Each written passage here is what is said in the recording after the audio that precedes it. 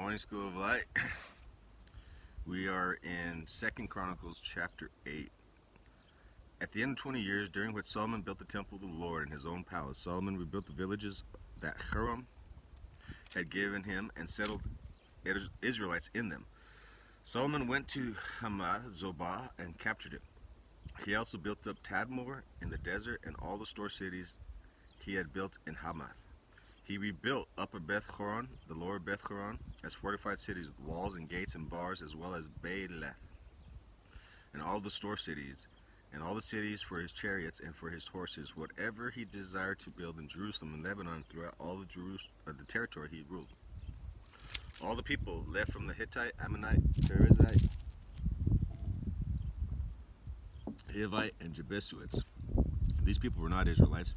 That is, the descendants remaining in the land whom the Israelites had not destroyed. These Solomon conscripted for his slave labor force, as it is to this day. But Solomon did not make slaves of the Israelites for his work. They were fighting men, commanders of his and captains, commanders of his chariots and charioteers. They were also King Solomon's chief officials, 250 officials supervising them. Solomon brought Pharaoh's daughter up from the city of David to the palace he had built for her. He said, "My wife must not live in the palace of David, king of Israel, because the palace the ark of the Lord has entered are holy."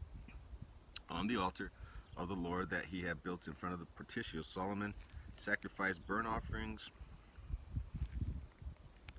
So bright out here.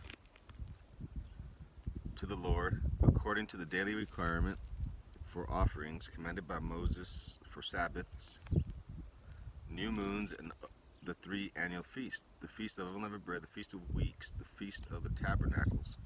In keeping with the ordinance of his father David, he appointed the divisions of the priests for their duties, and the Levites to lead the praise and to assist the priests according to each day's requirement.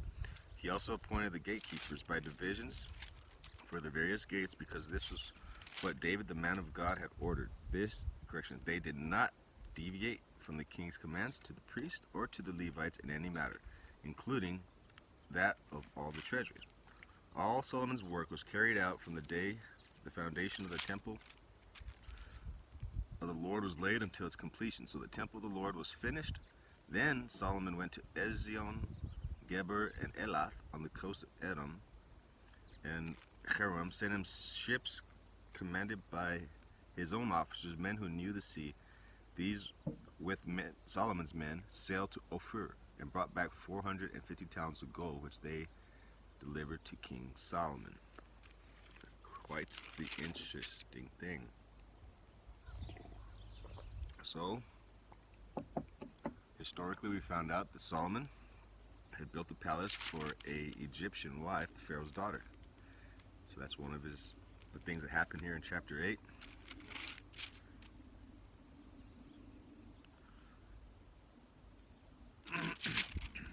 He rebuilt a lot of things that were in his possession. Let's see.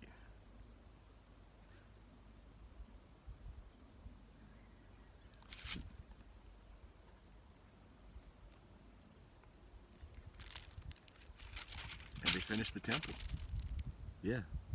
Of the Lord was laid until its completion, so the temple of the Lord was finished. So in chapter 8, there's a lot that happens. First thing is the temple's built finally. He also built a palace for his new Egyptian wife.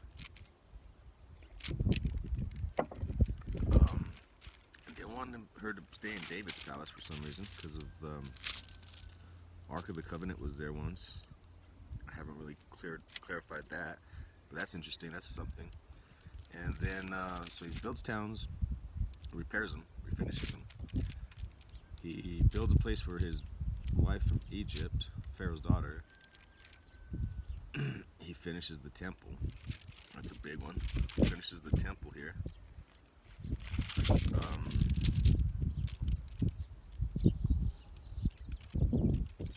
Yeah, I think those are the 3 main things that I see in here. So, meditate upon those.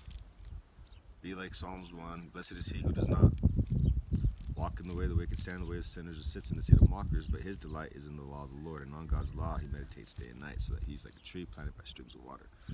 Meditate on his word day and night, folks.